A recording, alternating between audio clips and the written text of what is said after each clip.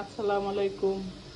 বিসমিল্লাহ করে রান্না শুরু করতেছি। আজকে আমি এখানে রান্না করব আমি লাউ লাউ দিয়ে রান্না করব শোল মাছ, ছোট শোল মাছ, অত বড় না। চিংড়ি মাছ ভুনা করব, এই বাইলা মাছ রান্না করব।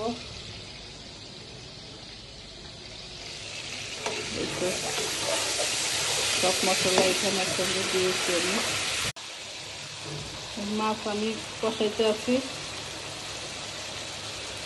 তাহলে কষানোর পরে আমি পানি দিয়ে দেবো। এখন